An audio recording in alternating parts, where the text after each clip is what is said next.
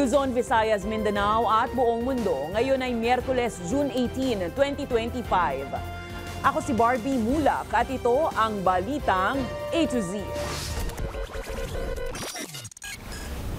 Picture ng anak ko na sa website. Binibenta. Mga kaso ng online abuse sa mga bata, dumarami. Commission on Human Rights, nababahala. Mga estudyante, kulang pa rin sa kasanayan para makahanap ng trabaho sa kabila ng K-12 program ayon kay PBBM. Medical caravan, isinagawa ng DepEd at DOH para sa kalusugan ng mga estudyante at guro ngayong pasukan. Ex-Congressman Arnie Teves, nagpapagaling na matapos ang emergency surgery. Puwersahang pagpapauwi sa mga OFW sa Israel at Iran, hindi pa ipatutupad ayon kay PBBM. Sa showbiz, Kim Chiu at Paolo Avellino muling magtatambal sa upcoming serye na The Alibi.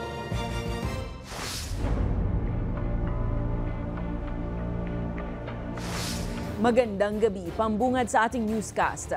Isa sa pangunahing problema ngayon sa bansa ang online sexual abuse at exploitation of children. Kaya naman nababahala rito ang mga magulang, lalo pat madali na lang ma-access ng mga bata ang internet. Gayon din ang Commission on Human Rights na nagpaalalang proteksyonan ang mga batang anak laban sa banta ng AI at social media.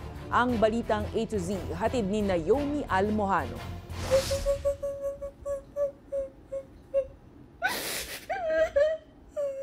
Ito ang viral video ng content creator at businesswoman na si Queen Hera. Makikita sa video ang pag-iiyak niya habang ikinukwento ang sinapit ng anak sa mga online predator na nangaabuso sa artificial intelligence o AI.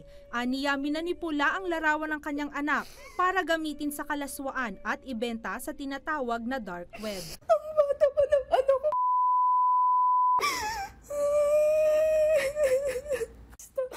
Please, Mami, stop posting videos or kahit picture ng anak niyo. Nakita ko yung video ng anak ko, ng picture ng anak ko nasa website. Binibenta. Oh my God. Nitong Martes lang, nagtungo sa NBI si Queen Hera para ireklamo ang nagbebenta sa manipulated video at picture ng kanyang anak. Nagkalat din kasi ngayon online ang mga batang biktima ng malaswang paggamit sa AI kapalit ng ilang libong pisong halaga ng pera. Kaya ang inang si Rhea, hanggang alas 10 na lang ng gabi bukas ang wifi para sa kanyang 4 na anak para mamonitor araw-araw ang screen time ng mga bata at mga tinitingnan online.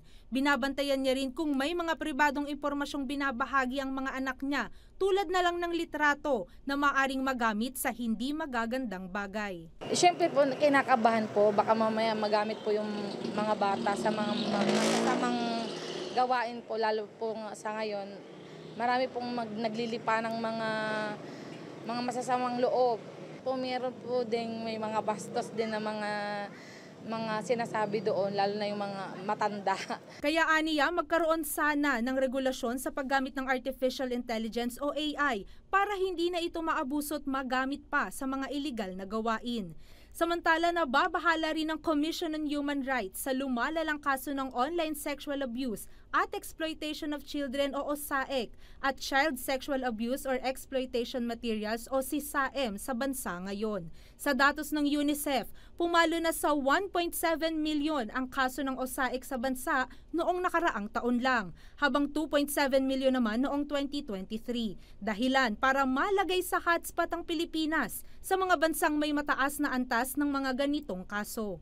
Karamihan sa mga perpetrators or facilitators ay miyembro ng pamilya. Yung worst pa, magulang. Ayon kay Diaz, karamihan sa mga biktima ngayon ng mga bata dahil na rin vulnerable pa sila o madaling pasunurin. Gayon din ang kahirapan o economic opportunities at accessibility sa internet. Sa usapin ng OSAEC, once na ma-upload mo yung photo na yan or yung materials na yan, ando na siya forever. Hindi enough yung knowing what is right from wrong. kundi dapat alam rin ng mga bata ano ang implikasyon ng sasabihin, ng gagawin nila, ng certain acts. So parang yun yata yung kulang, yung discernment skills. Payo niya naman sa mga magulang. Meron po kayong parental authority sa inyong mga anak, no?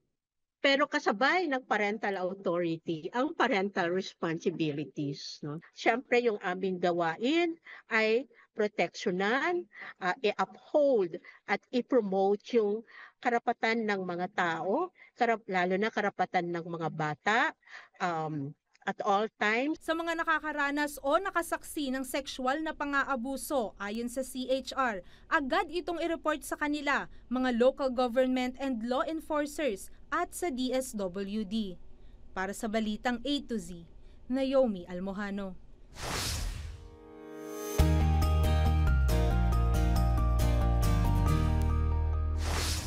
Aminado si Pangulong Ferdinand Marcos Jr. na bigong matupad ng K-12 program. Ang layunin nitong maihanda ang mga estudyante sa pagkakaroon ng trabaho. Sa panayam, sinabi ni Marcos na naging pasanin pa sa mga magulang ang dagdag na 2 taon sa senior high school. Anya, walang naging bentahe ang K-12 sa hanap buhay. Kaya nauunawaan niya ang frustration ng mga mambabatas na gustong ibasura ito. Gayunpaman, Kongreso pa rin ang magpapasya kung babaguhin o tuluyang tatanggalin ang batas. Hinihikayat naman ang Department of Education na ayusin at iakma ang programa sa pangangailangan ng pribadong sektor para maiwasan ang skills mismatch. Nakipagtulungan na rin ang administrasyon sa mga pribadong kumpanya para sa training ng mga estudyante na may kasamang job matching pagkatapos. Tinututukan din ang kakulangan sa classrooms sa buong bansa. Gigibain at papalitan na ng mas modernong 4 na palapag na gusali ang nasunog na school building sa San Francisco High School sa Quezon City ayon kay Pangulong Marcos. Sa assessment ng DPWH, hindi naligtas ang 45 taong gulang na estruktura, kaya inirekomenda ang demolisyon nito imbis na ayusin pa.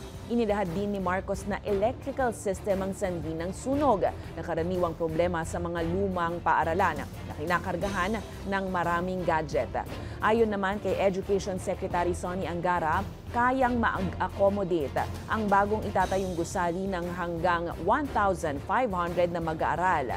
Sa ngayon, inilipat na ang nasa 600 mga estudyante sa kalapit na DepEd building, habang ipinatutupad naman ang 2-shift system para matiyak na makapag-aral ang lahat. Must look to the reconstruction nitong nasira dahil kahit na sa labas makita niyo structurally mukhang hindi na maaasahan yung mga syempre yung mga structure dito, kaya kailangan talagang gibayin. In a way, it's an opportunity for us to upgrade the building. It's unfortunate that it had to have happened because of a fire. Idinaos ng mga kagawaran ng kalusugan at edukasyon ang isang medical caravan sa ilang paaralan para sa kalusugan ng mga estudyante at guro ngayong pasukan. Isa sa mga inaabangan o inaabatang sakit ngayong tag-ulan ay dengue, lalo't na itala ang pagtaas ng bilang ng mga kaso sa unang bahagi ng taon. Ang Balitang A to Z ni Kim Salinas.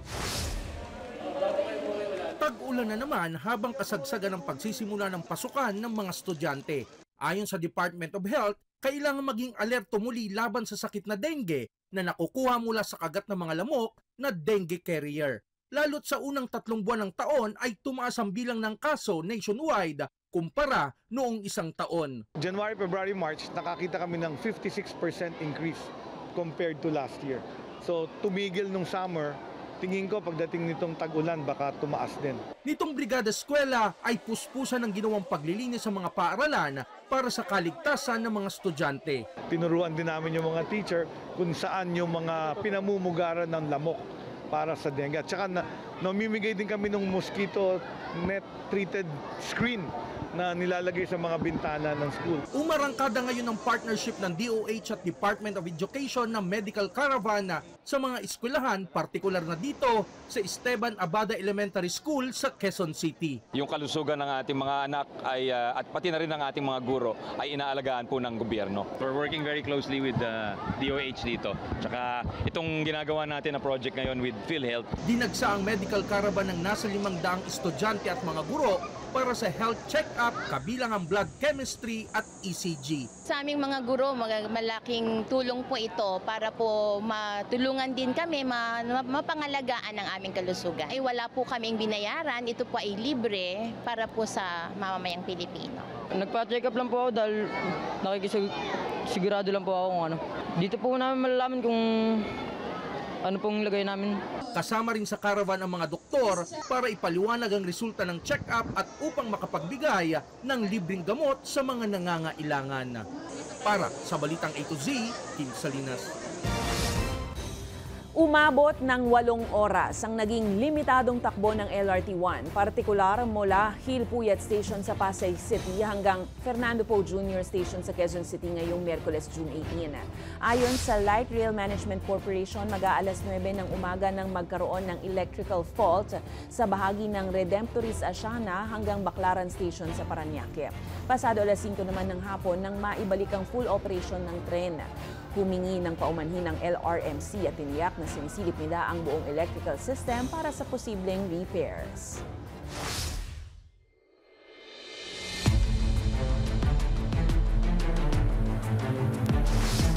Sumunod muna bago magreklamo. Yan ang mariing paalala ng impeachment court spokesperson, Attorney Reggie Tongol, sa mga kongresistang naghahabla kay Vice President Sara Duterte. 8 araw na kasimula ng utusan ng Senado ang prosecutors na magpasa ng certification. Patunay na walang nilabag ang Kamara sa 1-year ban sa impeachment. Kasama na rito ang pagiging desidido ng Kongreso na maituloy ang kaso hanggang 20th Congress.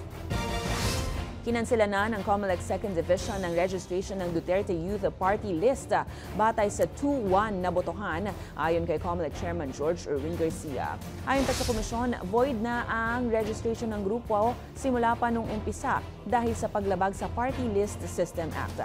Bunga ang desisyon ng pinagsama-samang petisyon mula sa mga kabataang nagkukwestiyon sa legalidad ng naturang registration.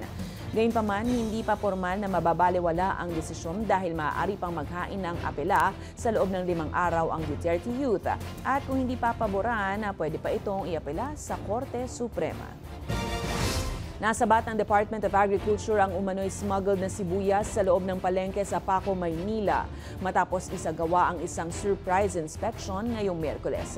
Ayon kay Agriculture Secretary Francisco Tiu Laurel, walang inaprubahang importation ngayong taon kaya tiyak na kontrabando ang mga nakumpiskang malalaking sibuyas sa 4 na pwesto.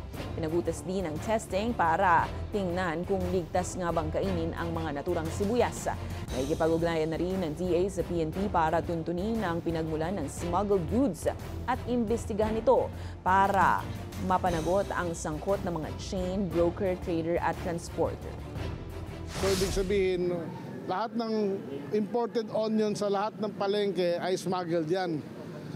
Utos ni Pangulong Bongbong Marcos na pigilin ang smuggling, kaya nga gumawa ng batas na anti-agri-smuggling. Ngayon, napansin ng DA na marami tayo na huli ngayon. Meron sa Cagayan de Oro, may sa Subic, meron sa Manila na containers full of onions. So parang hindi ayaw lang tumigil, ang lalakas ng loob. Handang-handa na ang lungsod ng San Juan para sa Wata Wata Festival sa June 24. Pero kung dati, walang kontrol sa pambabasa ang maraming mga residente kahit na sa mga papasok sa trabaho at eskwelahan, ngayon po may polisiya na ang LGU. Ayon kay San Juan Mayor Francis Zamora, nilimitahan na lang sa alas 7 ng umaga hanggang alas 2 ng hapon ang basaan activity. Nagaganapin lang sa Pinaglabanan Road at Pinaglabanan Shrine. Mahigpit din na ipinagbabawal ang paggamit ng maruming tubig, pagpasok sa mga sasakyan para mambasa, pananakot o pananakit, pag-akyat o pagyanig ng mga sasakyang dumaraan, pag-operate ng illegal na fire truck, paggamit ng high-pressure na sprayer, at pagbasa sa mga nasa labas ng basaan zone. Samantala, may liquor ban din po mula alas 12 ng gabi hanggang alas 2 ng hapon at papatawan ng 5,000 piso at 10 araw na pagkakakulong ang sinumang lalabag. Tiniyak naman ni Zamora na safe ang mga papasok sa trabaho at eskwela kung nasa labas sila ng basaan zone. Kung gusto niyo makipagdiwang sa aming kapistahan, papasok po kayo sa basaan zone. Ibig sabihin, ginusto ninyong makipagbasaan. Ginusto ninyong mabasa at mangbasa. Ginusto ninyong makipagdiwang sa aming kapistahan, kaya kayo pumasok sa basaan zone. Hindi namin kayo pipilitin pumasok sa basaan zone.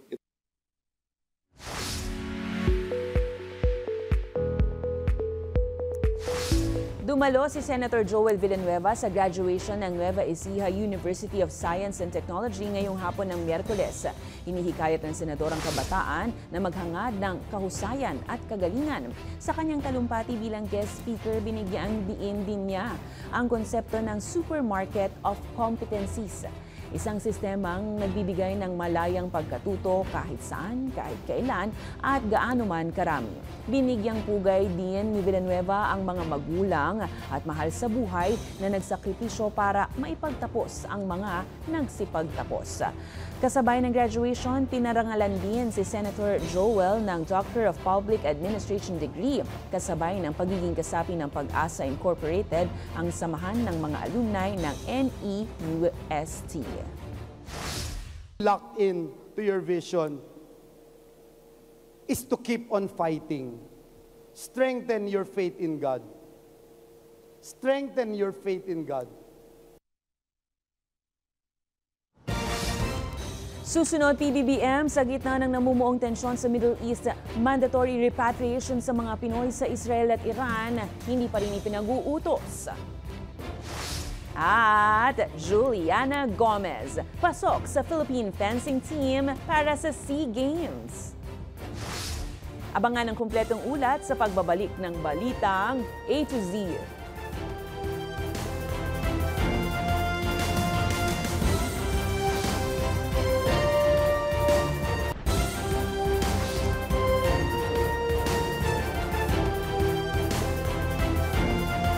Isa ang napaulat na nasawi matapos pumailalim ang isang motorsiklo sa isang truck sa C5 McKinley Hills southbound sa Taguig City bandang alas 4 ng hapon ngayong Miyerkules. Ayon sa MMDA, damay sa insidente ang isang trailer truck at 3 motorsiklo. Nagdulot naman ng mabigat na daloy ng trapiko ang aksidente.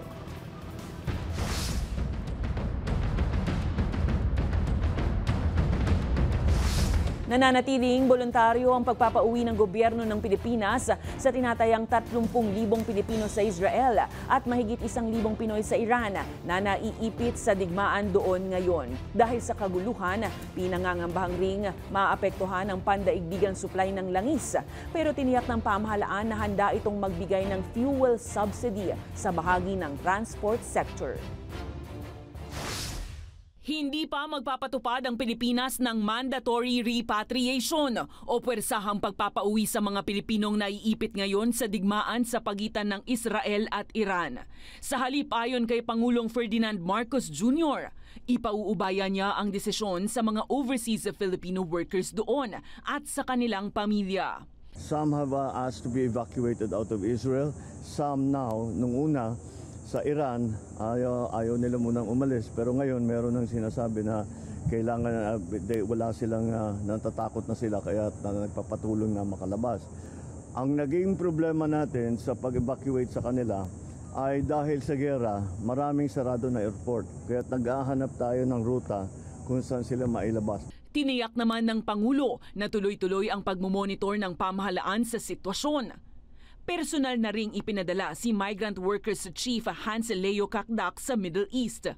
Ayon sa Embahada ng Pilipinas sa Israel, sa 7 Pinoy na nasugatan sa missile attack ng Iran doon, 5 ang nakalabas na ng ospital habang 1 ang nananatiling kritikal ang kondisyon. Secretary Kakdak is already on his way to Israel, to Jordan, para ma-coordinate niya both the evacuees from Israel and the evacuees from Iran. Nilinaw naman ng House of Representatives na walang kongresistang Pilipino na naiipit ngayon sa Israel. Sa pagkakaalam ko, walang members ng 19th Congress ang nasa Israel ngayon. Following the statement of Secretary General, I think may mga nagplano pero hindi natuloy. Matatandaang iniulat ng kinatawan ng Israel na tinutulungan nilang makauwi ang nasa 17 opisyal ng gobyerno ng Pilipinas, kasama ang iba pang mga OFW. Those who are staying, as I said, they are like our family, especially the OFWs who are, a lot of them are caregivers. We treat them as family and they get exactly the same safety mechanisms. Samantala, sa harap naman ng pinangangambahang pagtaas ng presyo ng krudo dahil sa posibleng paglala ng tensyon sa Middle East, sinabi rin ng Pangulo na nakahandang umalalay ang pamahalaan sa sektor ng transportasyon. We will have to do the same for those who are severely affected, stakeholders, by any instability in the price of oil. June 13, sumiklab ang digmaan sa pagitan ng dalawang bansa matapos maglunsad ng malawakang military strike ang Israel upang pigilan ng Iran sa paggawa umano ng nuclear weapons.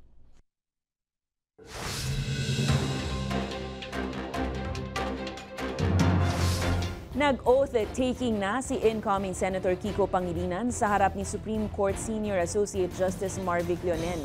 Dumalo sa maliit at simpleng seremonya ang kanyang asawang si megastar Sharon Cuneta, kanilang mga anak at iba pang kaanak. Samantala, nanumpa na rin para sa panibagong termino si Senator Amy Marcos. Pinili ng presidential sister gawin ang kanyang anyay inaugurasyon sa St. Augustine Church sa Paway, Ilocos Norte kasama ang pamilya at ilang loyalista. Sa June 30, nakatakdang magsimula ang termino ng mga nahalal sa nagdaang May 12 midterm polls.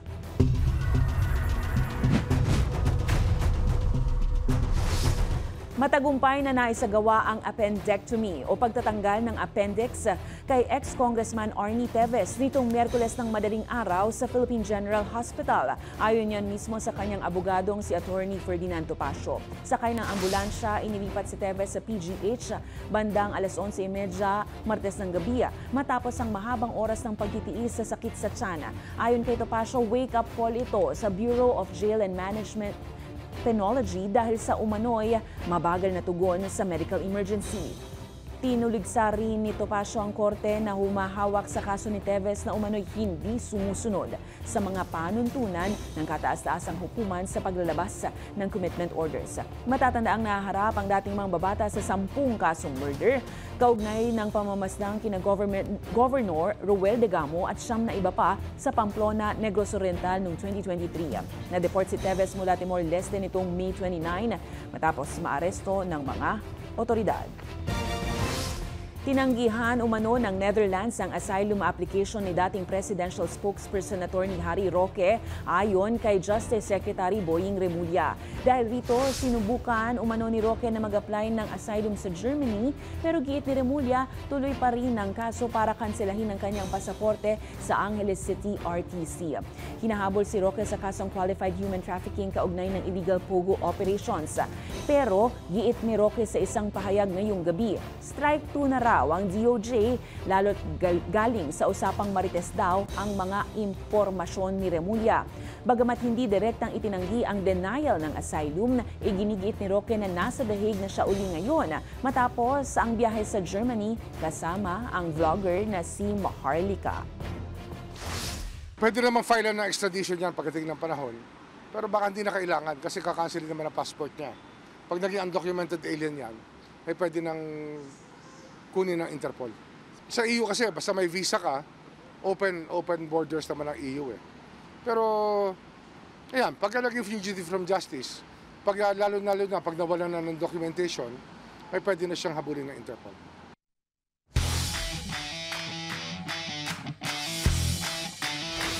Pasok na sa Philippine fencing team si Juliana Gomez para sa Southeast Asian Games sa December sa Thailand. Kinumpirma ito ng kanyang ama na si Leyte Representative Richard Gomez na isa ring fencer. Masaya ang dating aktor nang ibahagi niya ito sa kanyang social media noong June 6. Sa kanyang post naman itong June 15, nagpahayag si Juliana ng pasasalamat dahil sa tamang panahon anya ng Diyos. Dating UAAP gold medalist si Juliana para sa University of the Philippines team at patuloy na nagpapakitang gilas sa larangan ng fencing. Congratulations, Juliana!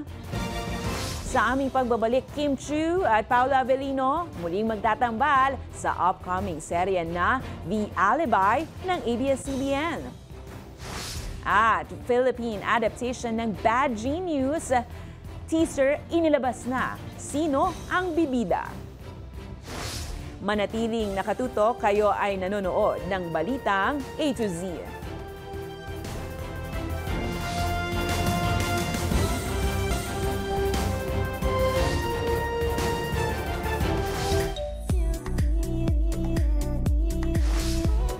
Iba talaga ang Kim Pao fever dahil muling magtatambal sina Kim Chiu at Paolo Avellino sa bagong nilulutong serya ng ABS-CBN na The Alibi.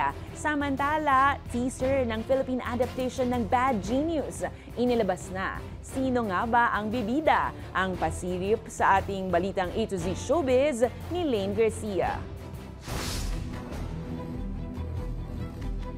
Bagong mukha ang tambalang Kim Pao sa bagong upcoming serye ng Kapamilya Network.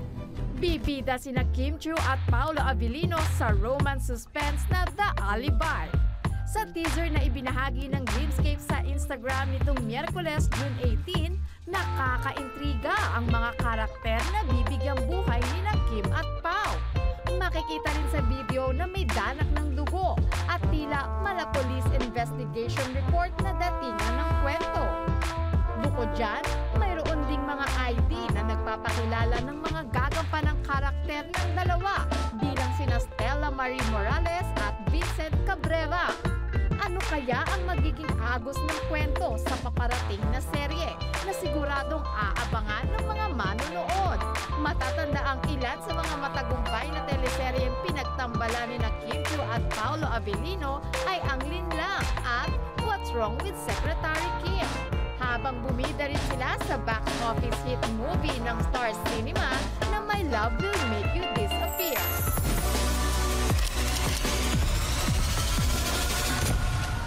Pasilip pa lang, siguradong mahuhuk ka na.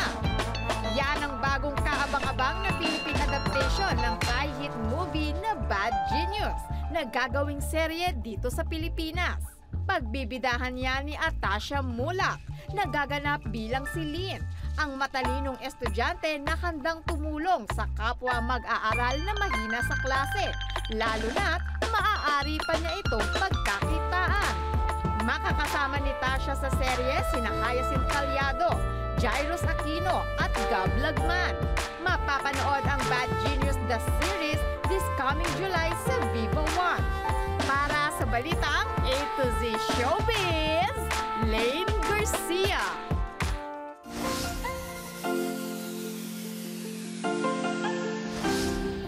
Mga ka-A to Z, naranasan nyo na bang mapagtripan ng mga kaibigan? Isa ka rin ba sa mga taong nakaranas ng humihiwalay ang kaluluwa sa katawang lupa dahil sa gulat? Kung oo, baka relate kayo sa nakaka-GV na video na to.